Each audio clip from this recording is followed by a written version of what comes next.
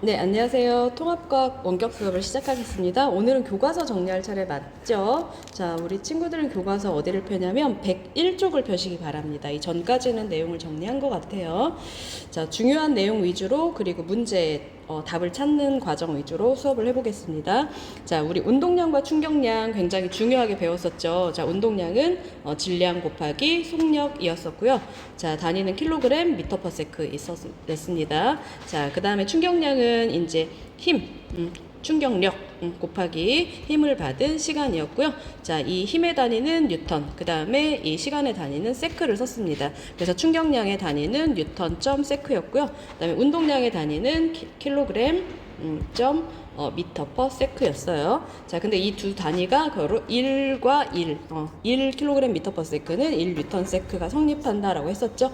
자, 그래서 어떤 물체가 뭔가 충격을 받았다. 그럼 그 충격량을 받은 만큼 운동 상태가 변하기 때문에 이 충격량을 받은 만큼 걔의 운동 상태가 변하더라. 이렇게 했었습니다. 자, 운동량의 변화량이 바로 충격량이더라. 이렇게 얘기했었죠. 자, 그 전에 이제 관성 배웠었고요. 질량이 클수록 관성이 크다 이런 거 배웠었습니다. 자, 그러면 그 운동하는 물체는 질량이 클수록 멈추기가 어렵죠. 자, 속도가 또 빠를수록 멈추는데 시간이 오래 걸립니다. 그래서 물체의 운동을 비교하기 위해서는 질량하고 속도를 모두 고려해야 되는데 그 둘의 곱, 운동하는 물체의 질량과 속도를 곱한 물리량을 운동량이라고 부르고요. 질량 킬로그램 곱하기 속도의 단위 미터 퍼 세크를 씁니다. 자, 운동량의 방향은 속도의 방향과 같았습니다. 자, 따라서 물체의 질량이 클수록 속도가 빠를수록 운동량이 컸었죠. 자, 이 그림은 학습지에서 봤던 거고요. 자, 그러면 그 밑에 자, 테니스 라켓으로 공을 칠 때처럼 물체의 충돌은 비교적 짧은 시간 동안 일어나며 물체가 받는 힘의 크기도 일정하지 않습니다. 이제 만약에 뭐 시간이 이렇게 있고 이때 이 공이 받은 힘을 이렇게 하자면 뭐 이렇게 일정하게 하진 않을 거예요. 처음에 뭐 작다가 뭐 이렇게 커지다 이제 다시 작아진다든지 아니면 뭐 어떤 상황에서는 이렇게 F가 이렇게 커지다가 일정하다가 작아진다든지 자, 이 그래프의 형태는 다양할 것 같습니다. 물체가 받는 힘의 크기는 뭐 일정할 수도 있고 일정하지 않을 수도 있습니다. 자, 그럼 짧은 시간 동안 일어나는 충돌에서 물체가 받은 충격은 어떻게 설명해야 될까? 자, 충격량으로 설명할 수 있는 거죠. 자, 물체가 충돌할 때 물체에 작용하는 힘이 클수록 F가 클수록 그 다음에 힘이 작용하는 시간 시간이 길수록 그러니까 델타 T가 길수록 물체가 받는 힘의 효과가 커집니다. 그러니까 운동 상태가 많이 변한다는 뜻이에요. 자, 그래서 그 힘과 힘이 작용한 시간의 곱을 충격량이라고 하고요. 충격량은 힘 곱하기 시간 단위는 뉴턴 그 다음에 세크였습니다. 자, 충격량은 이제 그래프로 이제 나타낼 수 있는데요. 가로축이 시간, 세로축이 힘으로 이렇게 나타낼 경우에 이 오른쪽 그래프처럼 힘이 예를 들어 뭐 10뉴턴 이렇게 일정하게 이제 뭐 t초 동안 작용한다면 그 넓이가 이 넓이가 바로 힘 F 곱하기 힘이 작용한 시간 델타 T일 거 아니에요. 자, 이 넓이가 바로 충격량이라는 거. 자, 근데 만약 그래프의 형태가 이렇게 생기지 않고 자, 똑같이 가로축이 시간, 세로축이 이제 힘이라고 했을 때 이렇게 생긴 그래프가 있을 수도 있어요. 자, 그러면 이 시간과 이 그래프 곡선이 만드는 이 넓이가 바로 이것도 충격량이라는 거. 자, 만약에 그래프가 이렇게 생기지 않고 이게 t 시간이고 똑같이 이렇게 가로 세로축이 똑같을 때 힘이 이렇게 됐다가 이렇게 되는 상황일 때라 할지라도 자, 여기가 이제 t초라고 한번 해볼게요. t초. 자, 그러면 t초 동안 받은 충격량의 크기는 이 면적이 되겠죠. 자, 이런 식으로 그래프의 형태가 다양하더라도 이 시간과 이 힘이 이루는 그 곡선의 그 넓이가 바로 충격량이라는 걸 생각하면 되겠습니다. 자, 그러면 이 첫 번째 그래프 같은 경우에는 이 힘 자체가 그냥 평균 힘인 거잖아요. 근데 두 번째 그래프 같은 경우에는 이제 평균 힘을 따지면 여기가 최대치니까 평균 힘은 한 요 정도 되지 않겠어요? 자, 그다음에 여기도 이제 평균 힘이 이렇게 커지다가 세 번째 그래프도 일정해지다가 다시 아래로 내려가면 평균 힘은 뭐 요 정도 되겠죠? 최대 힘은 요 정도고 여기 두 번째 그래프에서도 최대 힘은 이 정도고요. 자, 그렇다라는 거. 자, 그러면 충격량을 배웠습니다. 자, 그러면 충격량과 운동량 사이에 어떤 관계가 있을까 하면 물체가 일정 시간 동안 힘을 받으면, 즉 충격을 받으면 속도가 변합니다. 그러니까 즉 운동량이 변해요. 충격을 받으면. 그래서 물체가 충격량을 받으면 그만큼 운동량이 변한다고 할 수 있습니다. 그래서 충격량을 받은 만큼 운동량이 변하더라. 자, 나중 운동량 빼기 처음 운동량 하시면 되겠습니다. 자, 물체가 그런데요, 만약에 운동 방향으로 충격을 받으면, 자, 이 물체가 이렇게 이쪽으로 이렇게 V1 이쪽 오른쪽 방향으로 운동을 하고 있었어요. 근데 그거랑 같은 방향으로 지금 힘을 작용했죠. t초 동안. 그러면 이제 운동량이 더 증가하겠죠. 그런데 만약에 반대 방향으로 충격량을 받으면, 처음 운동 방향보다 반대 방향으로 충격량을 받으면 이제 운동량이 뭐 감소하거나 그렇게 되겠죠. 자, 그럼 만약에 여기가 이제 물체가 운동 방향으로 충격량을 받으면 그만큼 운동량이 증가하고요. 만약에 물체가 운동 방향과 반대 방향으로 충격량을 받으면 그만큼 운동량이 감소합니다. 자, 이때 이제 힘이 클수록, 이 F가 클수록, 그 다음에 힘이 작용한 시간이 길수록 충격량이 커지므로 운동량의 변화량도 더 커지게 됩니다. 자, 넘어가실게요. 자, 요거 이용해서 문제 푸는 거 우리 했었죠? 자, 그러면 자, 이번에는 자, 충격량이 같은 상황에서 이제 뭐 안전장치라든가 아니면 일상생활에서 충격량이 같은 상황이라고 할 때 물체에 작용하는 힘은 이 F랑 델타 T가 어떤 관계가 있을까요? 자, 그러면 한번 보세요. 충격량이 같다고 했습니다. F1 곱하기 델타 T1이랑 F2 곱하기 델타 T2랑 같은 상황이라고 한다면 이제 F2가 만약에 커질수록 얘는 작아져야 되겠죠? 이게 만약에 쌤쌤인 관계가 성립하려면. 자, 그러면 자, 여기 밑에 해보기 볼게요. 자, 야구 경기에서 포수가 공을 받을 때 자기도 모르게 손을 이제 앞으로 내밀면서 공 쪽으로 받은 경우랑, 그 다음에 아니면 그대로 받거나 아니면 손을 뒤로 빼면서 받은 경우 손에 작용하는 힘의 크기를 시간에 따라 나타낸 그래프입니다. 자, 그러면 그래프 곡선 A와 그 B 그래프의 넓이는 같대요. 자, 넓이가 같다는 뜻이 무엇이냐면 여기 요 면적이랑 요 넓이랑 그 다음에 요 넓이랑 이제 같다는 뜻입니다. 같다는 게 뭔 뜻이냐면 이게 바로 넓이가 F 곱하기 델타 T잖아요. 여기도 F 곱하기 델타 T잖아요. 자, 이 F랑 델타 T 값 자체는 달라도 이 둘의 곱은 같더라. 면적이 같다라고 했으니까 충격량은 같은 겁니다.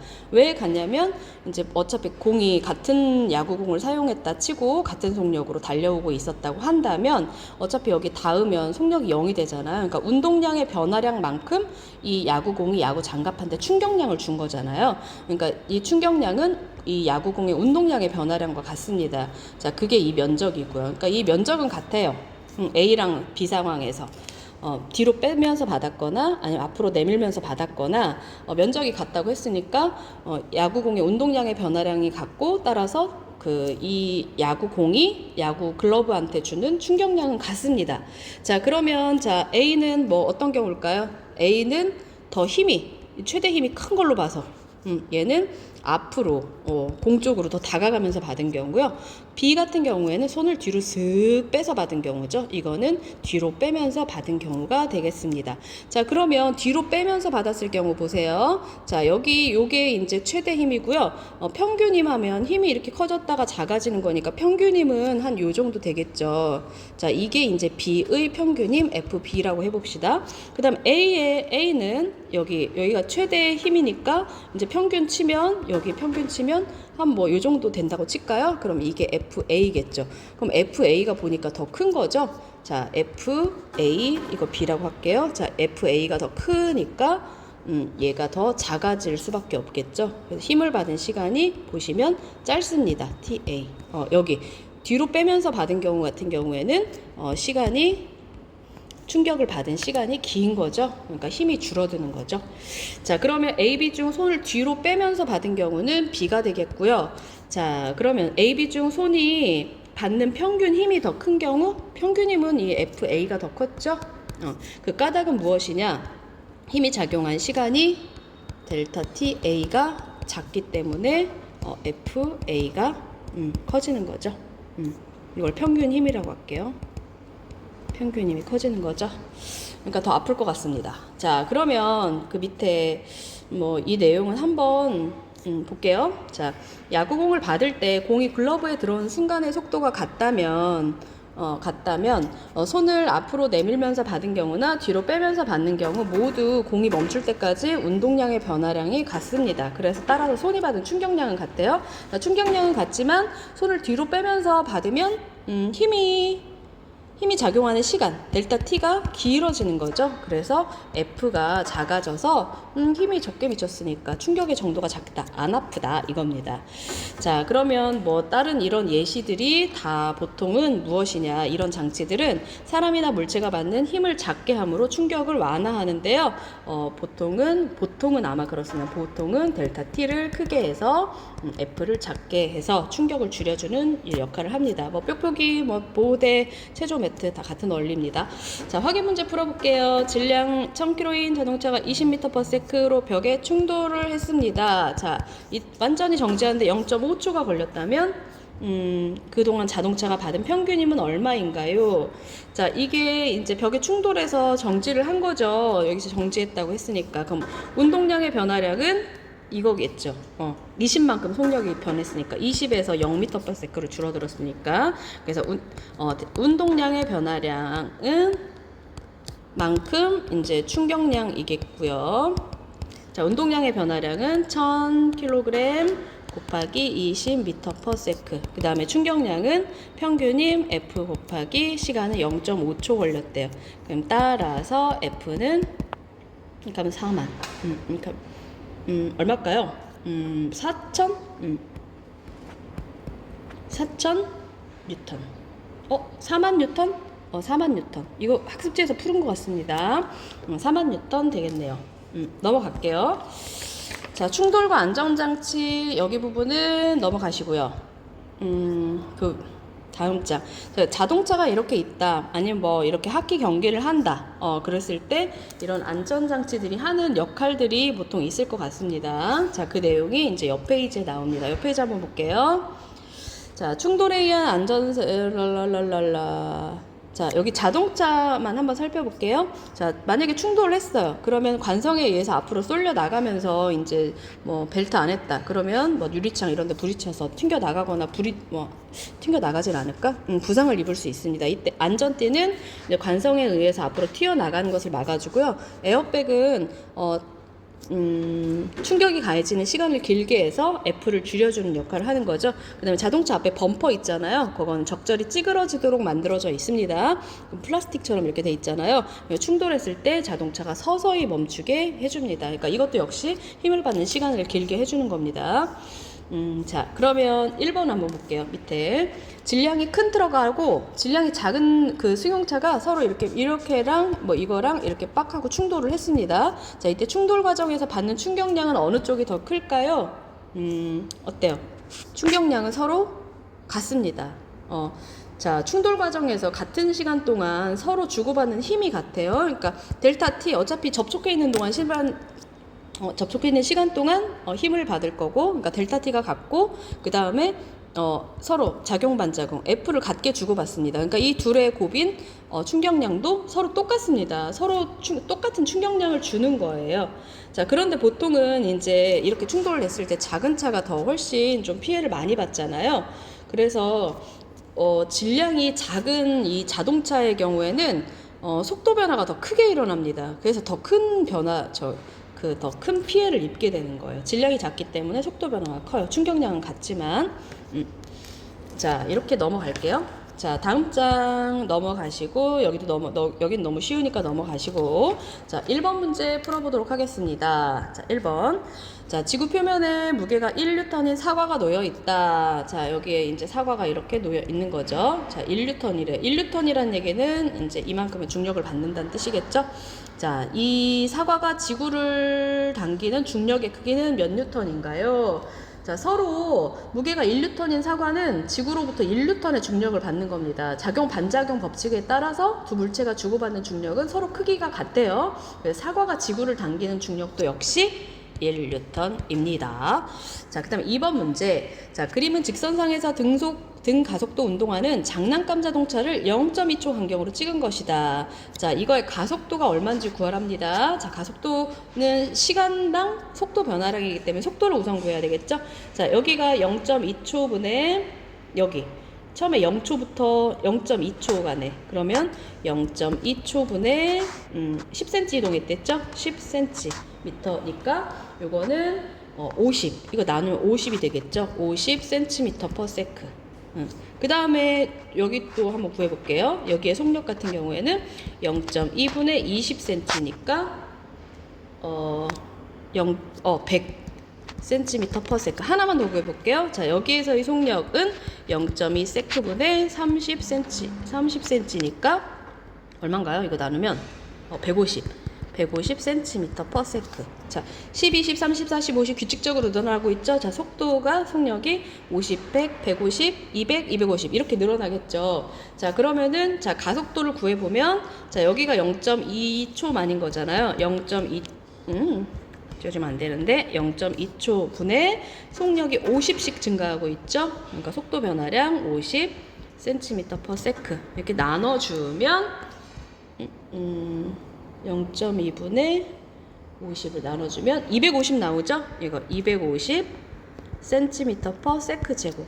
cm/s를 세크로 한 번 더 나눴으니까 이렇게 되겠죠? 자, 이게 가속도입니다. 미터/s로 구하라고 했죠? 그럼 미터로 고쳐줘야겠네. 공 2개 없애면 2.5m/s 제곱 되겠습니다. 그럼 3번 문제.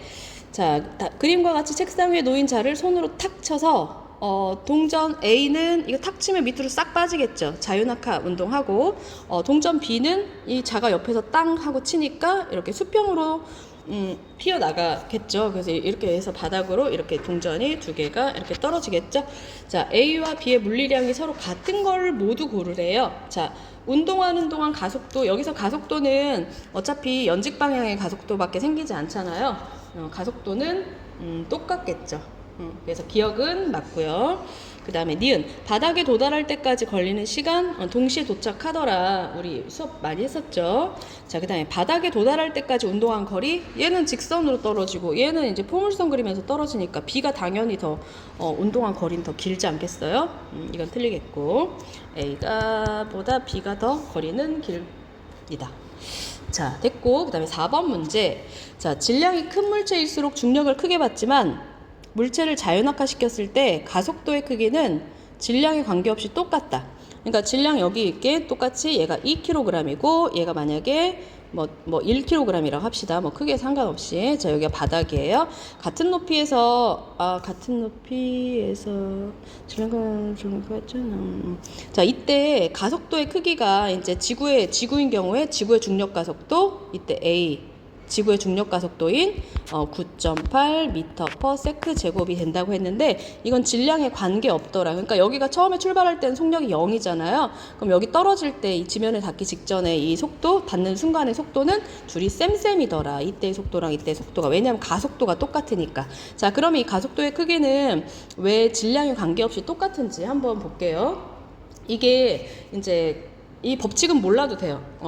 그 뉴턴의 운동 법칙 제2법칙인데요. 가속도 법칙입니다. 자, 그러면 이건 뭐냐면 힘을 받은 만큼 이 질량이 m인 물체는 a라는 가속도를 가지게 된다는 뜻입니다. F는 ma. 자, 그럼 a만 남길게요. 자, 그런데 그러니까 이 물체가 받는 힘이 ma라는 거죠. 근데 이때 어떻게 설명해야 될까?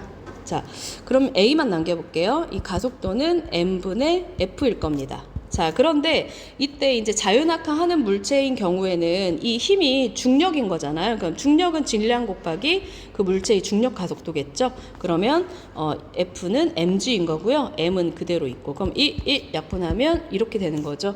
그러니까 이 가속도는 중력 가속도에 의해서만 좌우가 되는 거죠. 질량에 관계없는 값입니다.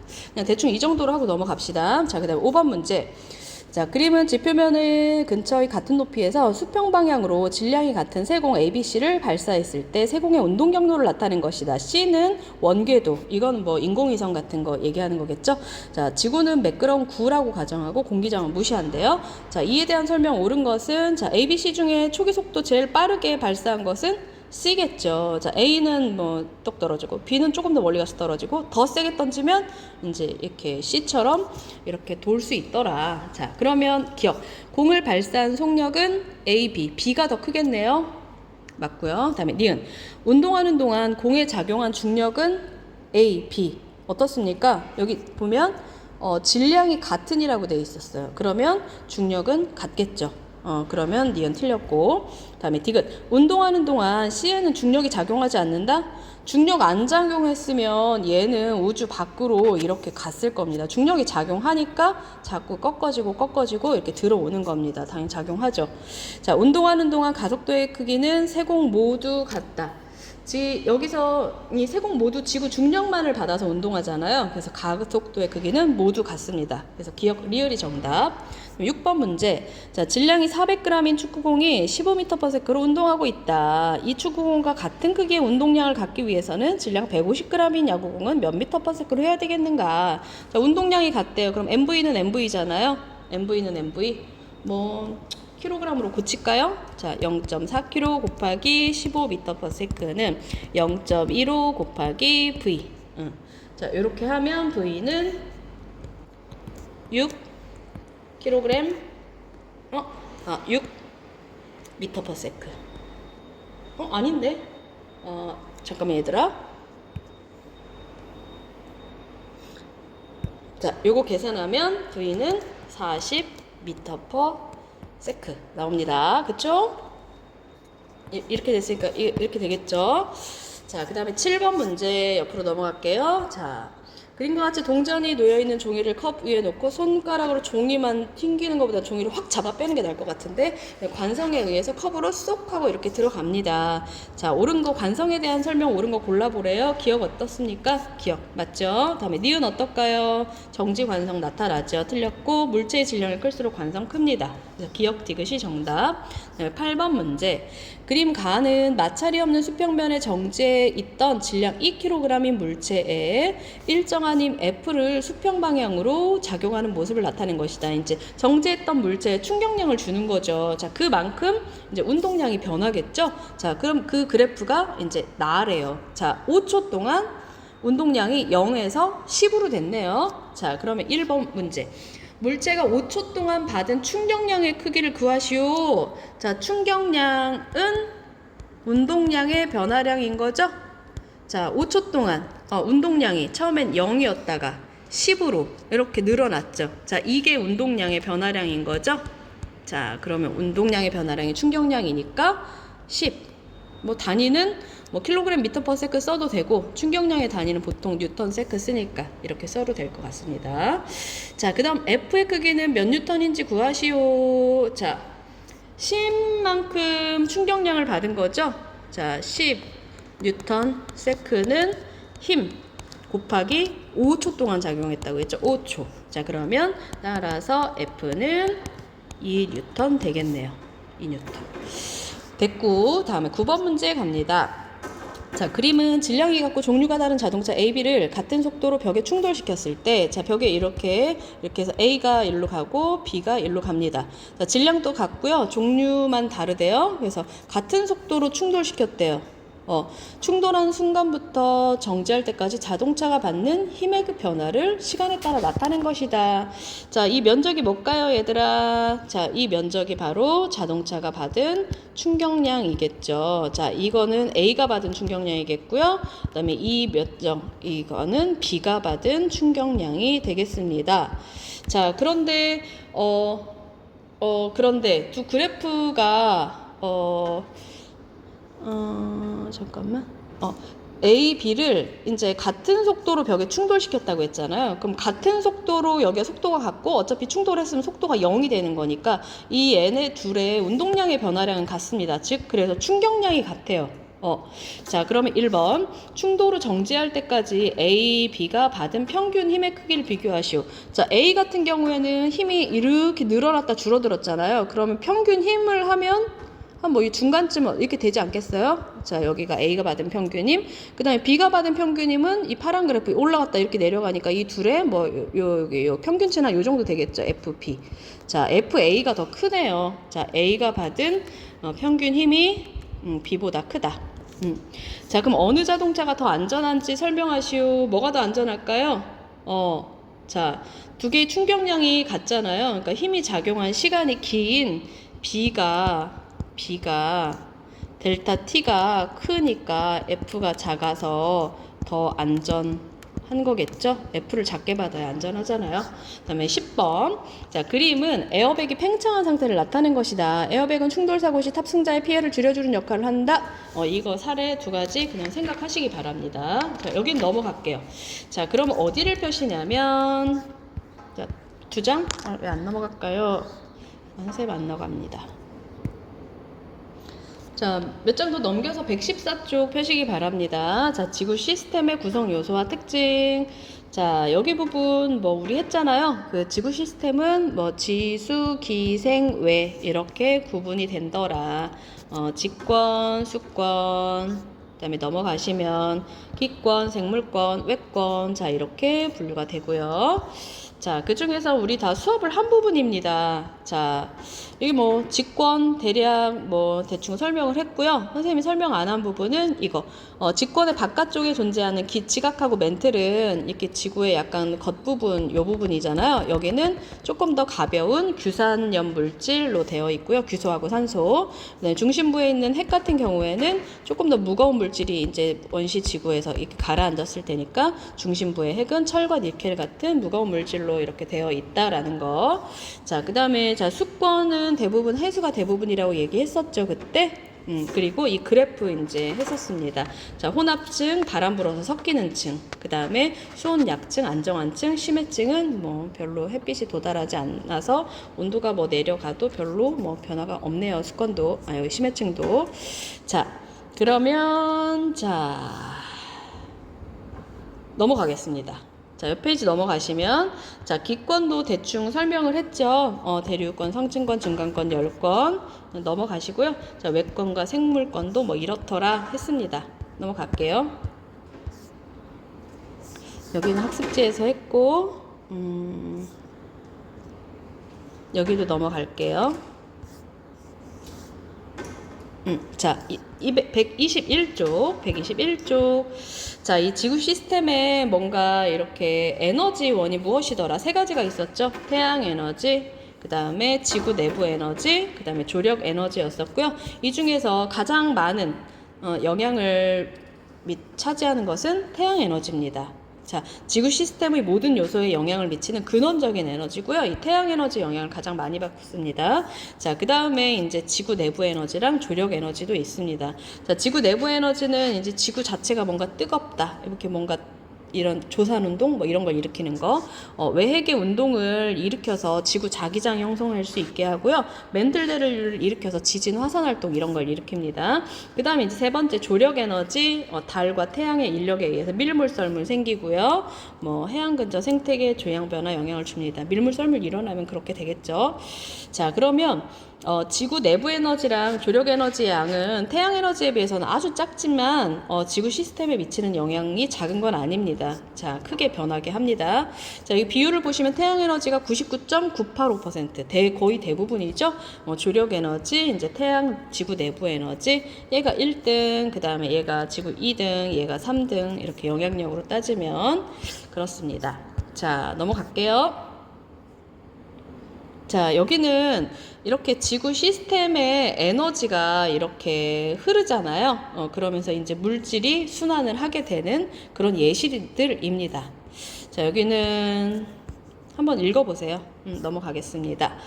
자, 이제 물의 순환. 자, 이런 그 에너지에 따라서 물이 순환을 하게 되는데, 물은 주로 어떤 에너지 때문에 나타나냐면 태양 에너지 때문에 보통 물의 순환이 일어납니다. 자, 그러면 여기서 뭐 이런 바다, 강, 호수의 물은 태양 에너지를 흡수해서 수증기가 되고요. 수증기를 상승해서 구름 만들죠? 그럼 다시 비나 눈이 와요. 그래서 다시 직권으로 땅으로 내리거나 수권, 바다 뭐 이런 데로 내리거나, 자, 그러면서 이제 강수 현상들이 나타나더라라는 겁니다. 자, 이렇게 뭔가 이렇게 뭐 순환을 하더라 뭐 이런 얘기고요. 자, 이 과정에서 각권은 물을 얻는 양과 잃는 양이 같은 평형 상태를 이룹니다. 따라서 지구 시스템 전체의 물의 양은 변하지가 않습니다. 여기 그림 한번 살펴볼게요. 자, 여기 육지 입장에서, 직권의 입장에서 한번 살펴볼게요. 직권의 입장에서는 강수가 96,000만큼 내려요. 근데 증발이 잠깐만 6만 밖에 안 돼요. 그러면 B는 이 육지 직권의 입장에서 볼 때는 증발량이 많아요, 강수량이 많아요? 강수량이 더 많은 거죠. 그래서 비가 더 많이 오고 여기 땅 자체는 물이 많지 않으니까 증발한 양은 더 적습니다. 그러면 이 차이를 보면 36,000인 거잖아요. 그 36,000만큼은 어디로 가겠어요? 이렇게 흘러 지표로 유출이 되겠죠.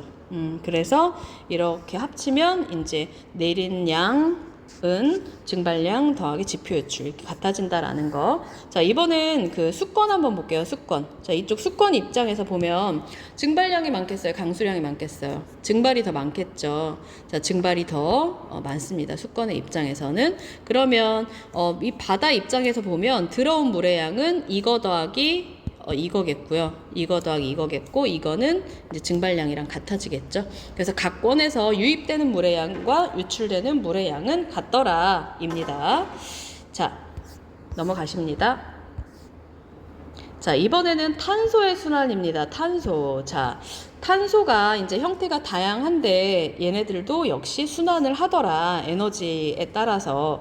자, 그럼 밑에 그림 한번 보시면, 자, 회저에서 화산이 분출해요. 자, 그럼 여기서 뭐 탄산 이온으로 이렇게 녹아들죠. 그 녹아든 건 탄산염으로 이렇게 퇴적도 되죠. 자, 화산 분출하면 여기 직권에 있는 탄소가 여기 대기권으로 가고요. 이산화탄소나 뭐 메테인 등의 형태로 이제 존재하겠죠. 자, 그 다음에 여기 땅에 묻혀 있던 화석연료에도 탄소가 있는데 얘네들을 채취해서 태우더라, 연소를 시키더라. 그러면은 이제 대기 중에 이산화탄소나 이런 형태로 변환이 되고요. 자, 광합성은 대기 중의 탄소를 이제 생물권으로 가는 현상.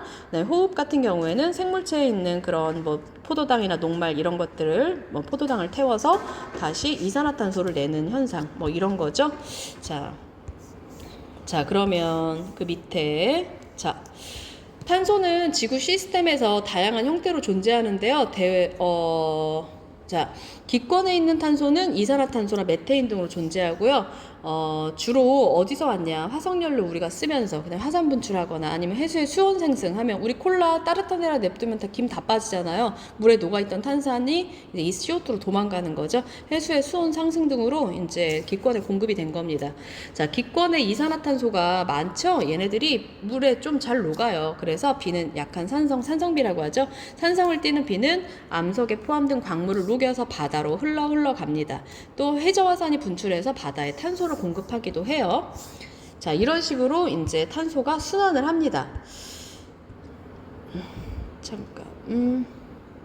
자, 이렇게 순환을 한다라는 다양한 내용이 나오고요. 여기 내용은 그러한 예시들이니까 꼭 한번 읽어보시기 바랍니다. 자, 수업은 다 했습니다. 자, 확인 문제 1번. 물의 순환을 일으키는 에너지원은 무엇인가? 태양 에너지.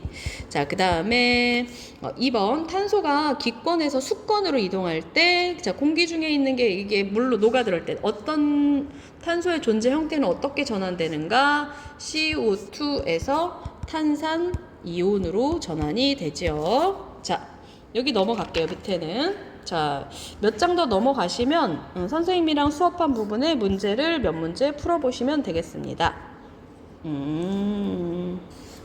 왜 안?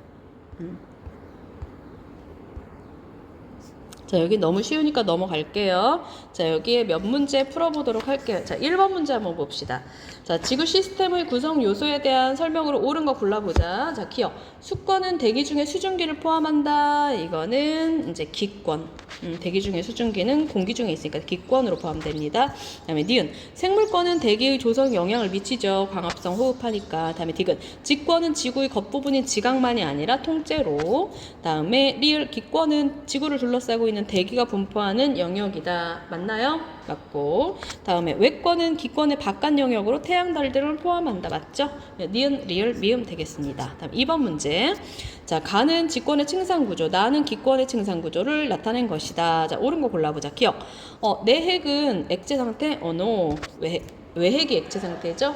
틀렸고 그 다음에 니은 멘틀은 규소, 산소 등 아까 가벼운 물질로 되어 있다라고 했죠. 다음에 디귿 성층권에는 자외선 흡수하는 오존층 존재한다. 맞죠? 그다음에 리을 중간권에서는 대류는 일어납니다. 근데 이제 기상현상이 안 일어난다라고 했죠. 그죠? 답이 니은 디귿 되겠습니다. 3번 문제. 자, 다음은 지구 시스템 구성 요소의 상호작용을 나타낸 것이다. 자, 각 현상은 A, B, C, D 이 중에 어떤 거에 해당하는지 쓰시오. 자, 1번. 식물은 호흡과 광합성을 하며 기체를 흡수하거나 방출한다. 생기. 생기 맞나요? 생물권하고 기권? 그러니까 2가 되겠네요. 그다음 2번. 해외 수면 위에서 부는 바람의 방향으로 해류가 발생한다. 기수. 겠죠. 얘겠죠? 그러니까 B. 그 다음에 3번. 강물이 흘러가며 암석의 풍화침식을 일으켜 지표의 모양을 달라지게 한다. 수지. 어디 갔나? 수지. C. 되겠습니다. 그 다음에 4번 문제. 자, 그림은 물의 순환 과정을 나타낸 것이며 그림의 숫자는 연평균 증발량과 강수량을 나타낸 것이다. 자, 1번. 물의 순환을 일으키는 에너지원을 쓰시오. 대양 에너지. 자, 그 다음에 가에 해당하는 값을 쓰고 계산 과정을 설명하시오. 자, 답은 여기서 강수량이 96이잖아요. 자, 여기 96만큼 내렸어요. 근데 증발은 60밖에 안 했어요. 그러면 36은 지표 유출. 지표에 있다가 바다 같은 걸로 이제 흘러가는 거죠. 자, 그래서 96은 60 더하기 가가 되겠죠. 따라서 가는 36이 되겠습니다. 자, 그 다음에 마지막 5번 문제. 자, 5번 문제. 자, 그림은 탄소의 순환 과정을 나타낸 것이다. 1번. 기권의 탄소가 생물권으로 이동하는 현상. 뭘까요? 광합성이죠? 광합성. 자, 이때 탄소의 존재 형태는 어떻게 변하는가? 대기권에 있을 때 이산화탄소가 뭘로 변합니까? 포도당으로 변하겠죠? 자, 포도당. 왜 안 외워도 됩니다. 하시는 거 해주시고요. 자, 그 다음에 2번. 탄소 순환 과정에서 지구 내부 에너지가 관여하는 현상을 쓰고 이 과정에서 에너지는 어떻게 흐르는지 설명하시오.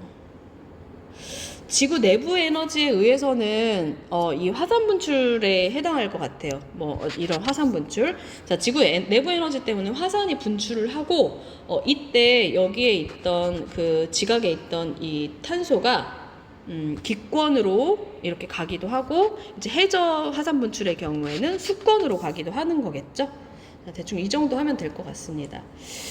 자, 그러면 배울 내용 다 배웠고요. 자, 우리 월요일 날 등교했을 때는 수행평가 점수 확인하고 질문 같은 거 있으면 좀 해도 되고 그래서 공부하거나 질문할 거나 이런 거 가지고 오시면 되겠습니다. 자, 오늘 긴 시간 고생 많았습니다. 안녕.